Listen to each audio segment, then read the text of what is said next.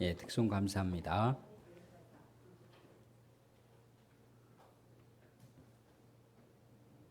예, 조선 유교 봉건 전통 사회 가운데 이 조선 반도에 복음이 들어올 때는 그 당시에 남녀 칠세 부동석이라고 해서 남자와 여자가 이렇게 함께 어우러지지 못했습니다. 그래서 교회라고 하는 것이 설립이 됐고 이제 예배를 드릴 때 이렇게 확 트인 공간에서 남자 여자가 같이 이렇게 예배 드리기가 굉장히 어색하고 거북스럽기까지 했다는 겁니다. 그래서 뭐 광기교회는 그런 전통과 역사인지 모르겠지만 이렇게 끈으로다가 예배당 중간에 경계선을 딱 표시하고 거기다 커튼을 쳤어요. 커튼을 쳐서 서로 얼굴을 볼 수 없게 커튼을 치면 이제 왼쪽에는 여자, 오른쪽에 남자 앉으면 서로 얼굴을 못 보는 거죠, 그죠? 그냥 이 강대상에 있는 예배 인도자나 또 설교자만 이렇게 볼 수 있게끔 해놨고 보지를 못했습니다. 그렇게 뭔가 명확한 구별과 차별을 한 게 있었죠, 그죠? 더욱이 또 복음이 들어올 때 우리 이 조선 역사가 계급 차별이라고 하는 게 굉장히 심했잖아요, 그죠?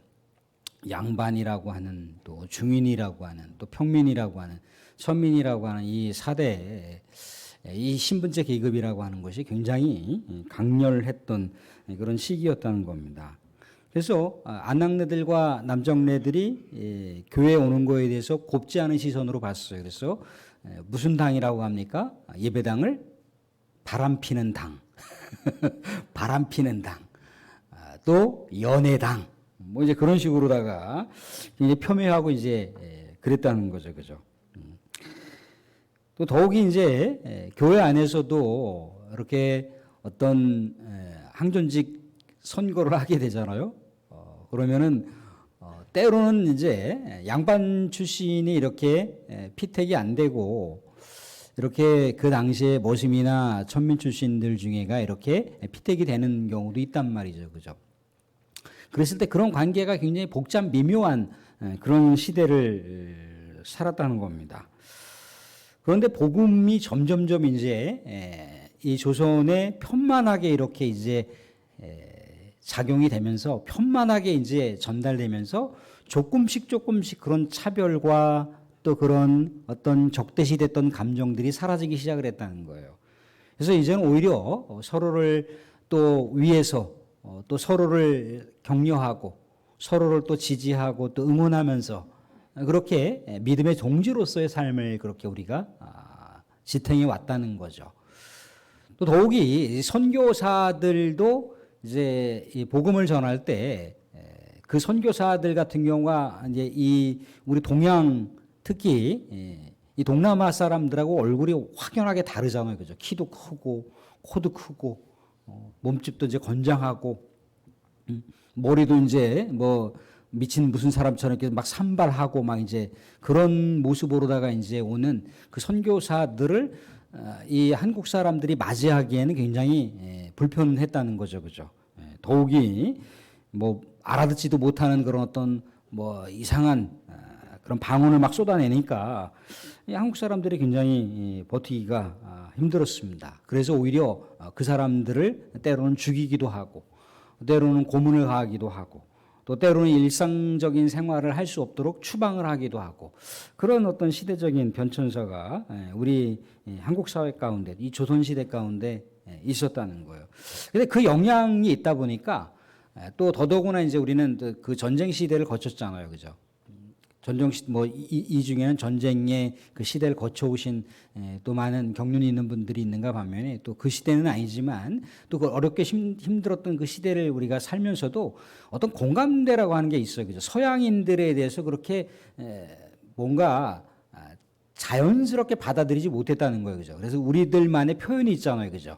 어떤 뭐 이렇게 뭐 양키라고 하든가 아니면 뭐 껌등이라고 하든가 아니면 뭐 튀기라고 하든가 이런 어떤 좀 그들이 듣기에도 저질스러운 희끗한 그냥 좀 얼굴이 허물건한 백인 사람들을 뭐 우리 사위로 데려왔다든가 아니면 백인 여자를 며느리로 데리고 왔다면 그나마 어느 정도는 그것이 이제 어느 정도는 조금 허용이 될 수 있을지 모르지만 갑자기 시커먼 그런 남자를 사위로 데리고 간다든가 아니면 시커먼 여자를 며느리로 데리고 왔을 때는 굉장히 혼란스러운 것이 우리가 어떤 그런 봉건 사회의 근대 사회를 거치면서까지도 지탱되고 있었다는 거예요. 그런데 역시 마찬가지로 이것이 이제 복음의 그 역사가 편만하게 깔리면서 모든 여러 가지 차별과 경계선이 이제 허물어졌어요. 그죠?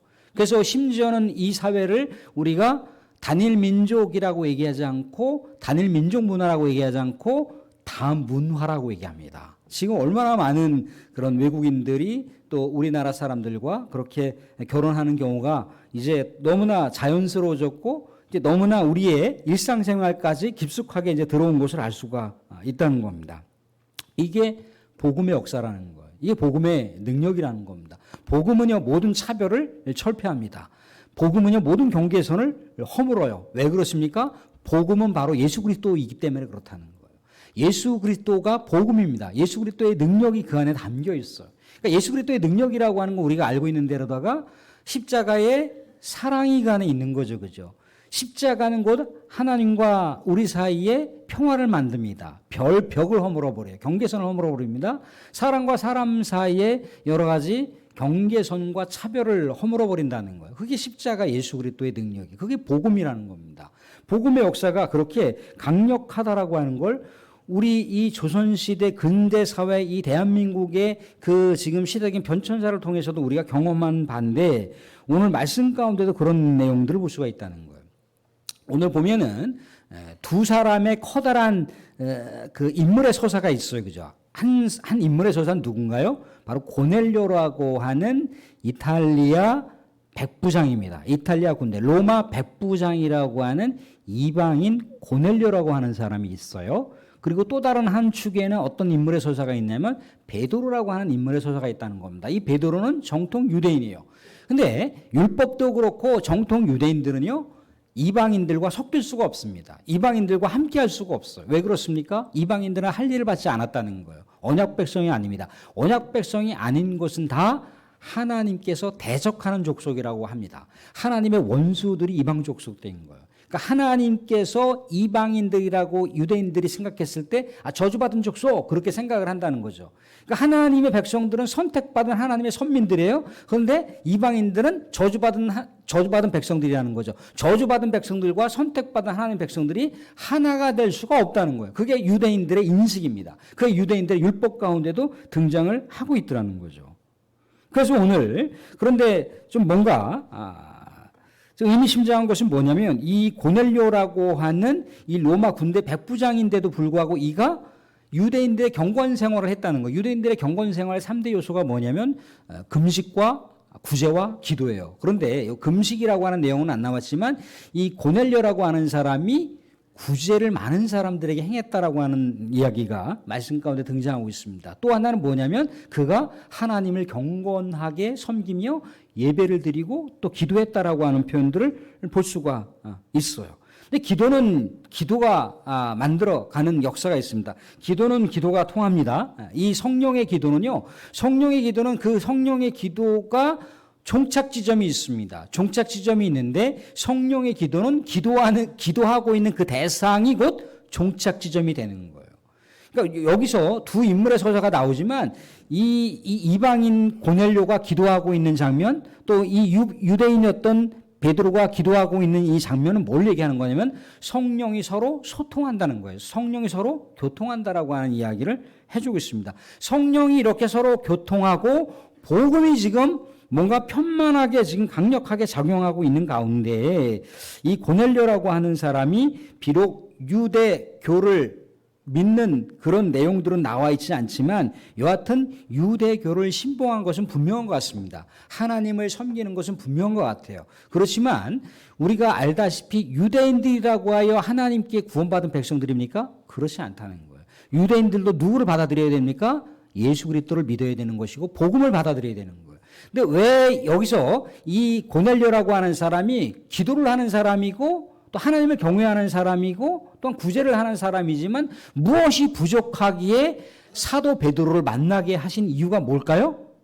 사도 베드로에게 복음을 들으라고, 사도 베드로에게 예수 그리스도의 이름을 영접하게 할 수 있도록 성령께서 작용을 하시는 거예요. 성령께서 이렇게 영혼을 살리는 일 가운데 적극적으로 그렇게 뭔가 연쇄적으로 연결하고 있는 장면을 볼 수가 있다는 거죠. 아무튼 이 고넬료라고 하는 사람이 이미 하나님께서 준비하시고 있는 영혼이라고 하는 것을 말씀 가운데 제시하고 있습니다. 그런데 이때 베드로가 어떤 상황 가운데 있었느냐면, 베드로는 유대인들과 이방인들과 접촉하면 안 되는 그런 유대 정통 족속입니다. 그런데 오늘 말씀 가운데 쭉 읽어보지는 않겠지만 오늘 어떤 얘기가 나오냐면 이 사도 베드로가 기도를 하고 있는 이 장면 가운데 마치 막 그 출출할 때 밥을 먹으려고 준비를 하는 과정에서 황홀한 상황 가운데서 하나님께서 천사들을 통해서 환상을 보여주시는데 하늘에서 뭔가 보자기에 쌓여있는 어떤 음식을 보여주시더라는 거죠. 근데 그 음식을 딱 보니까 우리가 레위기 11장이나 신명기 14장을 보시게 되면 그 유대인들이 먹어서는 안 되는 정결규례 음식이 있습니다. 그 정결규례 음식에 대한 내용들, 먹지 말아야 할 음식이 보자기에 싸져서 사도 베드로가 있는 곳에 이렇게 도착을 한 거예요.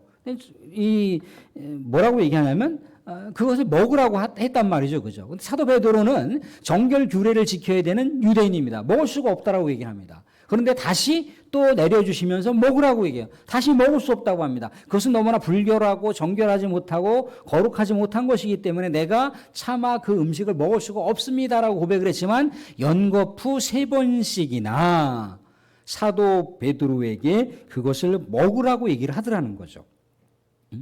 이런 어떤 환상 속에서의 사건이 있고 나서 누구를 접촉하게 되느냐면 고넬료, 이방인이었던 고넬료를 접촉하는 거예요. 고넬료를 접촉하는 순간 사도 베드로는 무엇을 생각한 거냐면 성령께서 깨우침을 주시는데 이 음식이라고 하는 것, 이 정결규례에 어긋나는 음식이라고 하는 것, 부정한 음식이라고 하는 것은 곧 이방인을 가리킨다라고 하는 것을 알게 돼요. 그래서 결국은 어떻게 됩니까? 이 이방인이라고 하는 고넬료를 이제 접촉해 가는 과정의 내용들을 우리가 말씀 가운데 보고 있습니다. 사랑하는 여러분들, 그렇습니다. 성령은 항상 믿음의 사람들보다 먼저 앞서가세요. 먼저 앞서가셔서 하나님의 영혼들을 바라보게 하십니다. 그게 성령의 역사예요. 그러니까 우리가 끊임없이 기도를 하고 있는 대상, 우리가 마음속에 품고 있는 대상, 그 대상은 우리가 인위적으로 품고 있는 마음도 있지만 그 마음들을 누가 계속해서 일렁이게 하시는 거냐면 성령께서 작용을 하시는 거예요. 성령께서 그 영혼이 구원받지 못하면, 성령께서 그 영혼이 힘들어할 때 정말 우리 마음속에 뭐라고 얘기합니까? 성령께서 말할 수 없는 탄식으로 기도를 하신다고 하잖아요. 그죠? 그래서 아직도 구원받지 못한 영혼들을 우리가 생각할 때 성령께서 그 영혼을 위해서 기도하라고 하십니다. 또한 성령께서 우리 믿음의 지체들이 살아가는 데 있어서 기도가 필요한 지체들이 있어요. 그죠? 세상 가운데 낭망하고 세상 가운데 정말 지쳐있고 세상 가운데 정말 희망을 상실해버린 그런 절망 가운데 있는 우리의 지체들이 있습니다. 그 지체들을 이렇게 우리가 마치 뭔가 이렇게 그 영사기에다가 막 우리 영화 필름들을 돌리듯이 생각해 보세요. 우리 장로님들, 우리 안수 집사님들, 우리 권사님들, 또 우리 은퇴 선배님들 이렇게 쭉 이렇게 한 명 한 명씩 이렇게 마치 영사기에 그 필름을 돌리듯이 돌려보면 그분들이 뭘 힘들어하고 있는지, 그분들이 뭘 고통스럽게 하고 있는지, 그분을 위해서 내가 어떤 기도를 하면 좋을지를 우리가 성령께 여쭤보면 성령께서 서로 소통하게 만드시는 것이 있으니까 그분을 위해서 기도하라고 하는 여러 가지 마음들을 주시더라는 거죠. 그런 마음들을 우리가 품고 기도를 하게 되면 어떻게 되는 건가요? 그 기도가 그 사람에게 연결이 돼요. 그래서 그 사람도 기도하게 되고 나도 기도하게 되고, 그래서 기도가 강력한 연대가 됩니다. 합력해서 하나님의 역사를 만들어갈 수 있다라고 하는 것을 보여주고 있어요. 아까도 여기서 얘기했듯이 베드로만 기도한 것이 아니라 고넬료가 기도하고 있잖아요. 그죠? 기도와 기도가 서로 만나서 놀라운 우리 하나님의 구원의 역사를 만들어갑니다. 그런데 이 모든 일련의 상황들을 이 사도행전의 역사를 통해서 이 모든 근원은 어디에 있다고요? 성령께서 모든 상황들을 진두지휘해 가신다는 거예요. 성령께서 구원받지 못한 영혼들을 새롭게 하시고 살리시고 구원시켜 주시고 또 더더구나 이렇게 이방인과 유대인들 간의 이 경계와 차별을 허물어 보시는 성령의 역사를 우리가 말씀 가운데 볼 수가 있습니다. 사랑하는 분들, 우리가 또 한 주간 살아가시면서 성령을 마음속에 사모하십시오. 성령을 마음속에 사모하시면요, 우리가 우리의 삶의 현장에서도 그렇고 삶의 가정에서도 그렇고요, 이렇게 우리 서로 우리의 삶을 들여다보시면요, 어느 가정 하나 정말 말 그대로다가 늘 언제나 웃음꽃 만발하게 그렇게 늘 언제나 웃고 행복하게 그렇게 살아가는 가정이 그렇게 많지가 않습니다. 다 아픔이 있고요, 애린 마음들이 있고요, 여러 가지 기도 제목들이 있고요, 속상함과 안타까움과 그런 여러 가지 이 세상 살아가는 삶 자체가 고단과 또 고민과 신음소리를 내면서 살아가는 가정들이 우리 믿음의 권속들 중에도 많이 있다는 거예요. 그런데 우리가 성령을 마음속에 사모하시면서 하나님 정말 그분을 위해서 내가 오늘 그러니까 무슨 얘기냐면 하루에 5사람씩이든지 3사람씩인지 이렇게 정해놓고 성령이여 내가 이분을 놓고 3분씩 내가 기도하기를 원하는데 어떤 기도를 드리길 원합니까? 그렇게 우리가 사모하는 마음만 있어도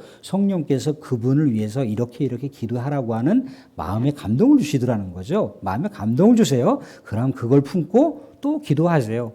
1분, 2분, 3분 또 기도하고 그 다음날 또 우리가 마음속으로 품고 우리 삶의 현장이든지 또 가까이 있는 우리 믿음의 동지들이든지 아니면 또 우리 사랑하는 후세대들이든지 아니면 또 우리가 이렇게 저렇게 또 거래처든지 우리 고객이든지 만나는 사람들이 있을까 또 그 가족들이 있을 거 아니에요. 그죠? 그럼 우리가 그렇게 성령을 품고 하나님 어떻게 내가 기도해야 될지 잘 모르겠어요. 알려주세요. 그러면 우리 마음속에 터치함을 주십니다. 우리가 기도를 그 성령의 터치하심을 가지고 기도를 하게 되면 그 영혼이 소성케 되고 그 영혼이 하나님과 접속되고 그 영혼 가운데 놀라운 기도 응답의 역사가 일어난다는 거예요. 이게 성령 안에서 기도하는 놀라운 신비라는 겁니다. 우리 사랑하는 성도님들, 우리 한 주간 복음이 모든 경계와 모든 차별을 다 철폐하기까지는 성령께서 편만하게 작용했다라고 하는 것을 우리가 감안할 때 우리가 이 세상 살아가는 삶, 천성길을 향해서 우리 주님을 만날 때까지 이 세상 가운데 우리 사랑하는 많은 지체들 또 많은 우리가 알고 있는 지인들을 위해서 성령을 품고 기도하는 또 한 주간 되시고 또 그 영혼들의 삶 속에 놀라운 기도 응답의 역사 또 그 영혼이 소성케 되는 역사가 우리 사랑하는 성도들의 삶 속에 간증의 역사가 있어지기를 주님의 이름으로 축원드립니다. 아멘.